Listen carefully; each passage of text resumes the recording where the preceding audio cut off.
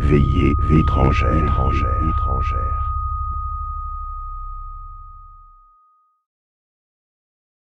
La nuit de juin, dans la province d'Amazonas, sent la terre mouillée et la sève. Les grenouilles crient à s'en étouffer. L'air colle à la peau comme un drap humide. Thomas avait 19 ans quand il disparut. Il était pêcheur comme son père, comme son grand-père avant lui. Il connaissait le fleuve mieux qu'il ne se connaissait lui-même. Ses courants sournois, ses bancs de sable invisibles, ses remous capables d'avaler une pirogue entière en silence. Le fleuve était son territoire, sa vie, son gagne-pain. Il n'en avait jamais peur. Ce soir-là, il avait amarré sa barque au bord d'un bras secondaire, loin du village, pour pêcher avant l'aube. La lune était pleine et couchait une lumière d'argent sur l'eau noire. Thomas s'était assis au fond de la pirogue, sa ligne à la main, la nuque appuyée contre la planche arrière. Et c'est là qu'il l'avait entendu. Pas un chant exactement. Plutôt quelque chose entre le chant et la respiration. Une voix qui montait depuis la surface de l'eau, douce comme la pluie avant l'orage. Il n'avait pas bougé. La ligne avait glissé de ses doigts. Ses yeux s'étaient fermés, puis rouverts. Et elle était là, debout sur l'eau, ou peut-être dans l'eau, peut-être les deux. Les témoins qu'il avait aperçus, les rares survivants, ne s'accordaient jamais tout à fait sur sa description.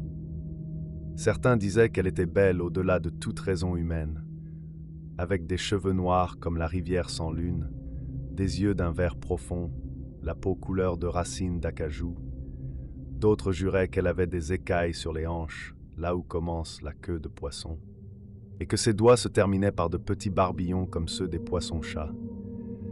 Mais tous étaient d'accord sur un point, la voix. La voix était ce qui tuait. Pas les écailles, pas la beauté, pas les eaux noires qui fermaient sur vous comme une paume. C'était la voix. Une mélodie sans mots qui s'insinuait dans les eaux et y restait comme de la sève durcie. Un homme qui avait entendu la voix d'Yara ne pouvait plus rêver qu'à elle. Ne voulait plus manger que poisson, ne pouvait plus dormir hors d'un hamac tressé de joncs. Et finalement, inexorablement, il retournait au bord de l'eau. La nuit ou le jour, peu importait. Il retournait et il plongeait, et nul ne le revoyait jamais. Thomas, depuis sa pirogue, avait tendu la main vers elle. « Qui es-tu » La voix avait répondu non pas en mots, mais en notes, une gamme ascendante qui signifiait tout à la fois « viens » et « reste » et « disparaît avec moi dans les profondeurs. » Les grenouilles s'étaient tues, le fleuve s'était immobilisé, même les étoiles paraissaient penchées vers l'eau pour mieux entendre.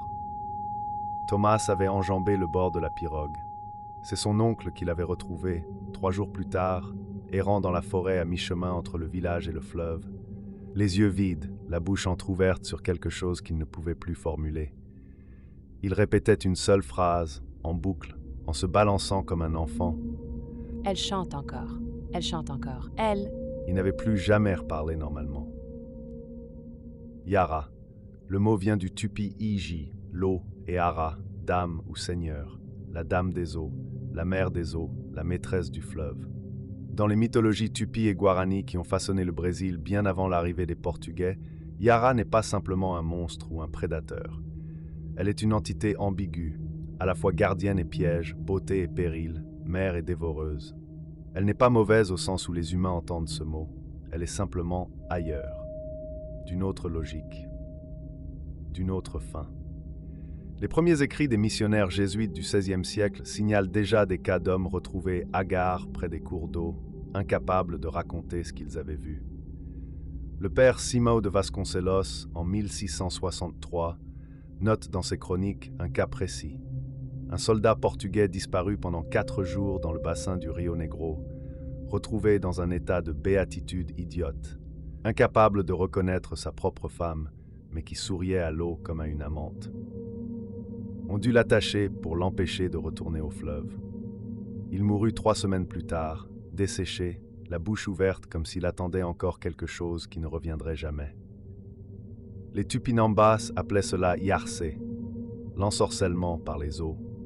Ils avaient des protections, des herbes à brûler avant d'approcher le fleuve la nuit, des prières à murmurer en faisant dos à la rive. Les anciens savaient qu'on ne regarde pas l'eau en face quand la lune est pleine. on ne répond jamais à une voix venue d'en dessous de la surface. Ce qui distingue Yara des autres esprits des eaux que l'on trouve à travers le monde, des sirènes grecques aux rusalki russes, c'est cette nuance terrible. Elle ne force personne. Elle n'attrape pas, elle ne mord pas. Elle chante, et les hommes viennent d'eux-mêmes.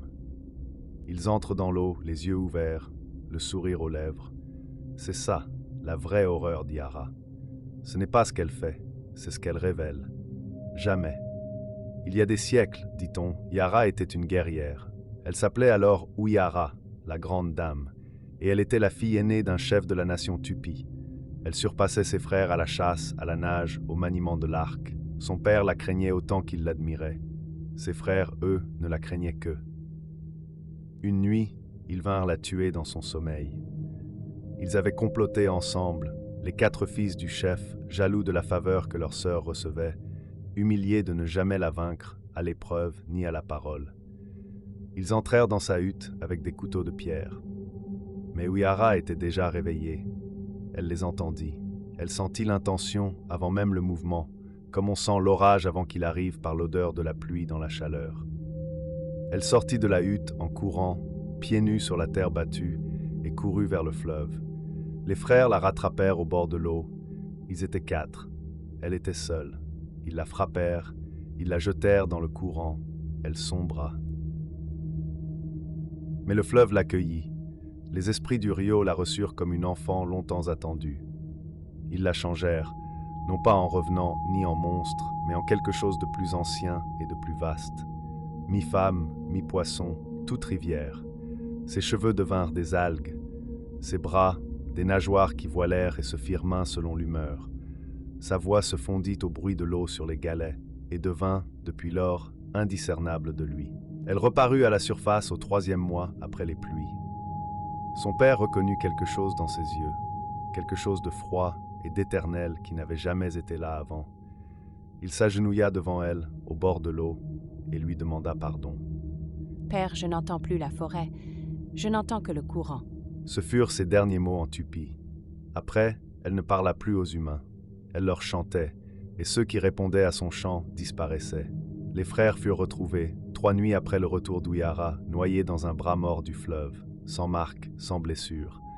Le visage serein, souriant, comme s'ils avaient entendu quelque chose de beau, juste avant la fin. Dans les villages de l'Amazonas aujourd'hui encore, les pêcheurs âgés ne plaisantent pas avec certaines règles.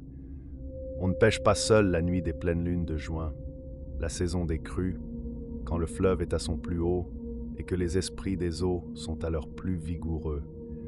On ne siffle pas face au courant. Le sifflement ressemble trop à une invitation, et ce qu'on invite ne demande pas 2 fois. Si un homme entend une voix féminine venant de sous la surface de l'eau, il doit immédiatement mâcher une feuille de courbaril. L'amertume, dit-on, brise l'enchantement. Si le courbaril n'est pas à portée de main, il faut se pincer fort à l'intérieur du bras, là où ça fait vraiment mal. La douleur rappelle au corps qu'il appartient au monde des vivants.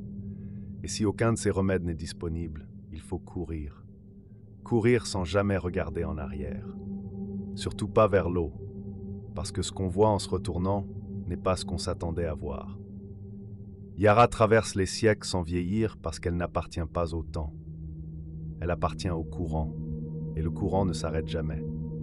Elle incarne la peur la plus intime des sociétés humaines, la beauté absolue qui détruit, l'amour qui noie, ce désir que l'on ne peut pas maîtriser et qui finit par vous emporter au large, bien loin de tout rivage connu. Je suis Damien Black. Vous avez traversé la nuit avec moi. La semaine prochaine, nous partirons vers des terres encore plus froides, où les morts ne restent pas toujours sous terre et où les vivants apprirent très tôt à redouter le silence de la neige. Thomas, lui, n'a jamais retrouvé sa voix. Il vit encore, dit-on, dans une maison au bord d'un affluent sans nom. Chaque soir, à la tombée du jour, il s'assied à la fenêtre et regarde l'eau. Et les voisins qui passent sur le chemin de terre entendent parfois, portés par le vent du fleuve, une mélodie, sans mots, montant depuis les profondeurs. Veillée étrangère.